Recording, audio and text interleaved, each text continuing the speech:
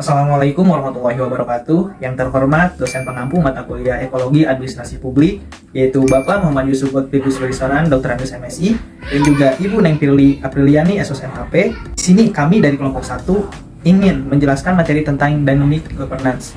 Sebelum itu, saya akan memperkenalkan anggota dari kelompok kami. Yang pertama ada Intan Alifaria Sastiapiani, lalu ada Isma Kusmiati, ada Jessica Novia, dan ada saya Teddy Saputra. Kondisi saat ini, negara-negara di dunia menghadapi lingkungan yang penuh dengan ketidakpastian dan perubahan yang begitu cepat dan sulit untuk diprediksi. Kemajuan yang diraih sekarang tidak menjamin keberlangsungan hidup di masa depan. Tantangan lain yang dihadapi dunia saat ini adalah inovasi teknologi yang berjalan begitu cepat, sehingga mengakibatkan banyak kebijakan-kebijakan yang cepat usang dan terbukanya peluang-peluang baru. Dengan demikian, pemerintah dituntut untuk beradaptasi dan merespon perubahan tersebut agar mampu memfasilitasi kesejahteraan dan pembangunan ekonomi berkelanjutan. Karena sesungguhnya, untuk mewujudkan efektivitas dan efisiensi penyelenggaraan pemerintahan tidak hanya dilihat dari kemampuan pemerintah merumuskan, melaksanakan, dan mengontrol berbagai kebijakan semata. Kompleksitas permasalahan yang dihadapi oleh setiap pemerintahan di berbagai negara dewasa kini mengindikasikan bahwa good government dan good policy saja tidak cukup. Dalam konteks inilah, dynamic governance menjadi sentral dalam menjawab tantangan yang dihadapi oleh pemerintahan saat ini. Dinamisme atau dinamis pada hakikatnya merujuk pada kondisi adanya berbagai ide baru, persepsi baru, perbaikan secara terus-menerus, respon yang cepat, penyesuaian secara fleksibel, dan inovasi-inovasi kreatif. Dengan kata lain, dinamisme atau kondisi yang dinamis itu menggambarkan proses belajar yang tiada henti, cepat dan efektif, serta perubahan yang tiada akhir. Tentang konsep dynamic governance. Dynamic governance yaitu bagaimana bekerjanya berbagai kebijakan, institusi, dan struktur untuk mengelola berbagai elemen secara terintegrasi di tengah perubahan yang terus-menerus melalui strategi yang jelas, manajemen yang cerdas, belajar terus-menerus, dan mencari jalan yang adaptif dan relevan, serta eksekusi kebijakan yang efektif dalam pencapaian keinginan jangka panjang masyarakat. Pertama, think ahead, berpikir ke depan.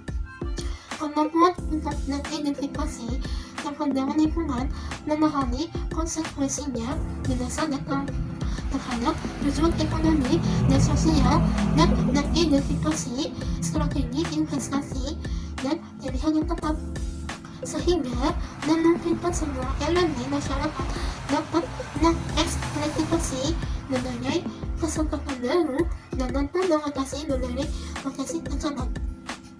Kedua, thinking ahead, mengkaji ulang. Kemampuan untuk menilai kinerja strategi, kebijakan, dan program yang ada untuk kemudian didesain kembali untuk mencapai hasil yang lebih baik. Ketiga, thinking across, belajar dari negara lain. Kemampuan untuk menilai kinerja strategi, kebijakan, dan program yang ada untuk kemudian didesain kembali untuk mencapai hasil yang lebih baik. Faktor pendorong dynamic governance yaitu 1. Komitmen, 2. Prinsip jabatan, 3. pragmatisme, 4. Kemampuan sumber daya, 5. Semangat tidak korup, 6.